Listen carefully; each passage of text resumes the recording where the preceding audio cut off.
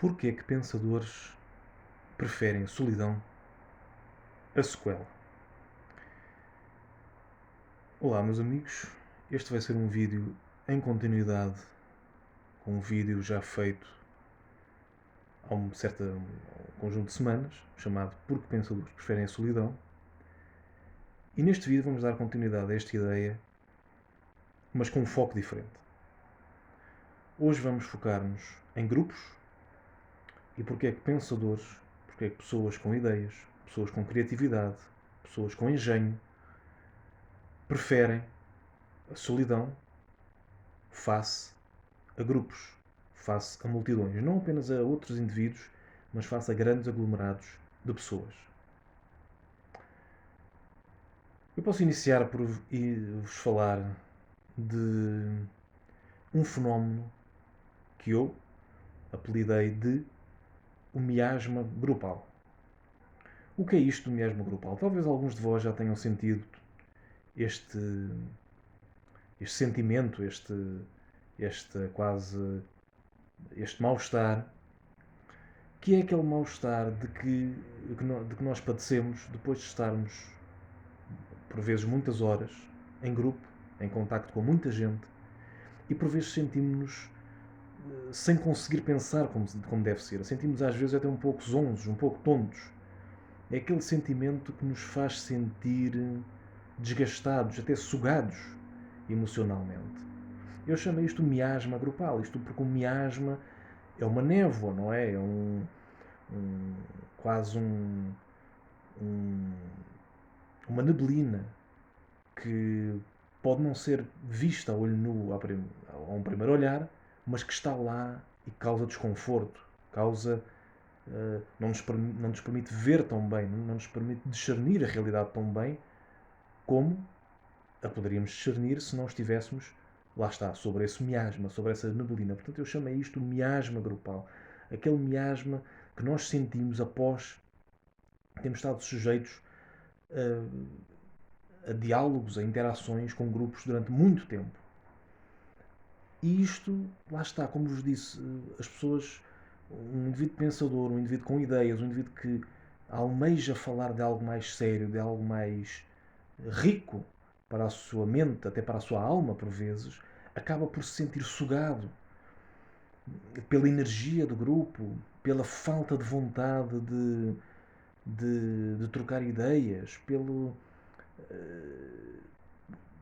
sentimento básico que paira à volta do grupo, muitas vezes até pelas comoções e pelas emoções excessivas, com muitas vezes tópicos completamente fúteis e, e sem qualquer profundidade. Portanto, isto acaba por deixar o pensador, o indivíduo criativo, sugado, com quase sem conseguir debruçar sobre as suas ideias, porque tem a necessidade depois de ir recarregar, de estar um tempo a sós, estar um tempo talvez na natureza, ou até mesmo na sua própria cama, apenas para recarregar as energias que perdeu por causa destes vampiros energéticos, estes elementos do grupo, os vampiros energéticos que sugaram a sua energia durante horas. Isto porque é que isto se passa? Porque se vocês repararem, meus amigos, num grupo, aquele que ganha, aquele que impera, basicamente é o básico, passa a redundância, e o sensacionalismo. Que tópicos é que são populares em grupo? Quais são aqueles temas, aqueles tópicos de que todos ou quase todos os elementos do grupo querem falar? São tópicos básicos. São ou desporto, ou entre aspas fofocas, ou tertúlias, quer dizer, coisas muito básicas, falar, lá está, sobre pessoas, ou quanto muito sobre eventos, não sobre ideias, não sobre criatividade. E de certeza não sobre alimento da nossa alma. Portanto, este é o básico de um grupo. Esta é a base de um grupo. A não ser que nós sejamos muito criteriosos e consigamos rodear-nos por um grupo de pessoas que nos realmente alimenta a nossa mente e a nossa alma, A maior parte dos grupos estão entregues a isto, ao básico e ao sensacionalismo. Isto faz com que estas pessoas sejam vampiros energéticos e faz com que o indivíduo pensante saia destas interações completamente sugado, completamente desgastado e sem conseguir pensar como deve ser. Há um autor britânico, penso, chamado Douglas Murray, que expõe este fenómeno dos grupos numa obra que escreveu, num livro que escreveu já há alguns anos, chamado The Madness of Crowds, a loucura das multidões, em que ele evidencia bem isto. Ele mostra bem como é que o indivíduo por si só consegue ser pensante, consegue ser alguém com profundidade, mas que os grupos, ou esse mesmo indivíduo, quando em grupo, transforma-se não mais do que numa parcela do grupo. Dele perde a sua individualidade, de certa forma, e passa a fazer parte de um todo maior para se adaptar e para ser aceito pelo grupo, como é óbvio. Portanto, Douglas Murray consegue bem, na sua obra, no seu livro, expor bem esta realidade, que realmente, se nós observarmos a realidade e tentarmos ser críticos daquilo que nos envolve, do nosso ambiente, realmente conseguimos também perceber que realmente é uma verdade. As multidões são frequentemente loucas e, por vezes, até mesmo acéfalas.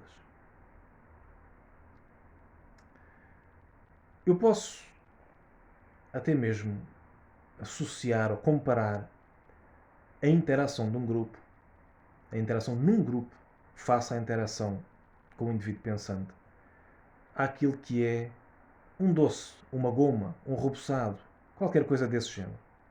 Portanto, a interação com o grupo é o mesmo que comer um doce destes. Isto porquê? Quando nós comemos algum doce destes, é algo lá está, doce, é algo que nos sabe bem, é algo agradável no momento, fortuito. Mas também é algo pouco nutritivo. É algo que não nos alimenta, não nos tira a nossa fome. E é algo que não nos faz bem ao nosso corpo. A interação em grupo é exatamente o mesmo. Pode despertar risos, pode despertar leveza por vezes, pode até ser agradável em certos momentos, mas lá está, não nos alimenta a mente, não nos alimenta a alma, não nos faz evoluir, não nos faz melhorar como pessoas. No fundo, não nos acrescenta nada de realmente importante, de realmente relevante às nossas vidas. Portanto, sim, em regra geral, a interação em grupo pode ser comparável ao consumo dessas miríades de doces que encontramos em qualquer loja ou supermercado a que frequentamos. É doce, é agradável, mas não nutre. Não nutre de maneira nenhuma.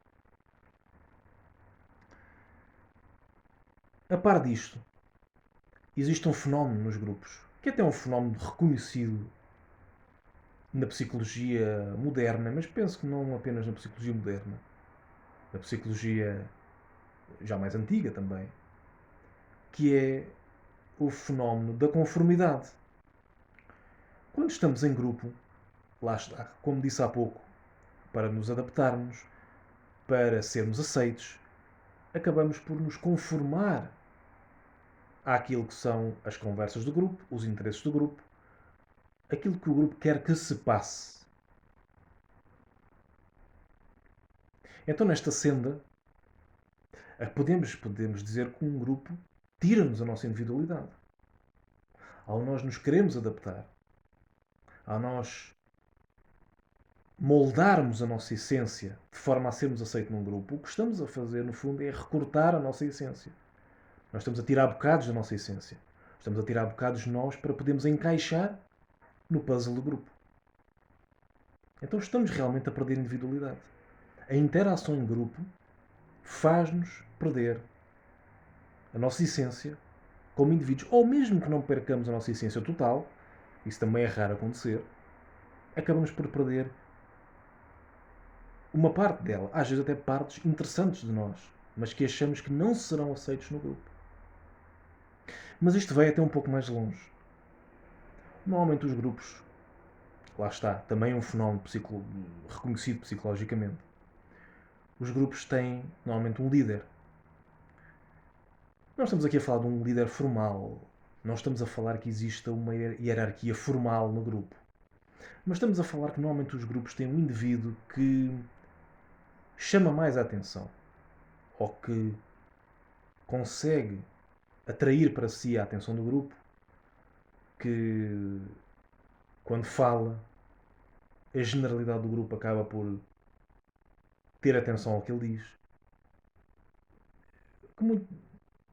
que de certa forma exibe uma importância maior ou uma aura maior no grupo do que os outros membros. E isto é um problema para o indivíduo pensante.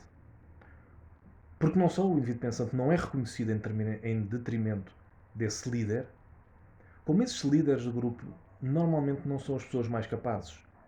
O grupo não escolhe para si, como líder ou como líder informal, aquele indivíduo que é o mais inteligente, que é o mais pensante, que é o mais criativo, que é o mais bondoso sequer, que é o mais humano. Não, normalmente estes indivíduos não são esses que são escolhidos para ser, lá está, o líder informal do grupo. O líder informal do grupo, normalmente, é aquele que tem mais carisma e faz mais barulho. São estas as duas grandes características dele. É o que tem mais carisma, é o que faz mais barulho, por vezes é o mais vaidoso, é o mais espalha-brasas, digamos assim. Não num sentido cómico, ele não é o comediante do grupo, mas é o mais chamativo para os outros do grupo. E por vezes este género de pessoas, ou muitas vezes aliás, não são as mais profundas intelectualmente. São, na verdade, aqueles que têm necessidade de ser admirados e observados pelos outros. Isso em si mesmo não é um, uma vantagem para o seu caráter. Não é um ponto forte para si. Na verdade, muitas vezes são características narcísicas, são características de alguém narcisista, de alguém que precisa de ser admirado e que muitas das vezes não tem grande consideração pela individualidade dos outros e até pelo bem-estar pelos outros. Normalmente essas pessoas não são as mais empáticas, porém são as mais chamativas. Tal como um pavão, são aqueles que têm as penas mais coloridas e, portanto, são aqueles para os quais o grupo gravita. Então o indivíduo pensante acaba por ver que o grupo se molda a este género de indivíduos, molda a sua forma de pensar, molda a sua forma de agir, vai para os lugares em que ele está, frequenta os lugares e o que quer que seja em que ele esteja e faz as coisas à maneira dele. E então o indivíduo pensante sente-se condicionado por alguém que vê que não é assim tão interessante. E então acaba por muitas vezes se afastar. Porque o grupo, lá está, não só o desgasta, como o faz viver uma mentira. Então o indivíduo pensante simplesmente afasta-se. Ou mesmo que permaneça no grupo, acaba por ser, entre aspas, um outsider do grupo. Um indivíduo que, embora esteja no grupo, não é o líder, não é o mais popular, e é aquele indivíduo que faz parte do grupo, mas se o grupo tivesse que escolher alguém para retirar do mesmo, seria ele. Portanto, lá está. De certa forma, embora pertença ao grupo, de certa forma é sempre um outsider, porque não está em linha com a forma como o grupo opera. Aliás, sobre isto, Schopenhauer, o grande filósofo Arthur Schopenhauer, que muitos dizem ser pessimista, outros dizem ser apenas um realista, fala-nos sobre isto. Ele diz-nos que o indivíduo só o é sozinho. O homem, o indivíduo, só consegue ser ele próprio, só consegue reter a sua essência quando está só. Portanto, há 200 anos atrás, o próprio Schopenhauer já tinha reconhecido estas ideias. O indivíduo em grupo não é ele próprio, não totalmente, mas quando está só, é ele próprio. Então é quando está só que ele consegue ser mais criativo. É quando está só que ele consegue dar asas à sua imaginação. E é quando está só que ele consegue realmente apostar nas suas ideias. Fazer com que as suas ideias ganhem forma de certa maneira. Enquanto em grupo, o grupo apenas desmantela a sua criatividade. A solidão aumenta a sua criatividade, o grupo desmantela. Schopenhauer reconheceu isto. Reconheçamos isto também. Obrigado por assistirem, amigos, e deixem um like, por favor.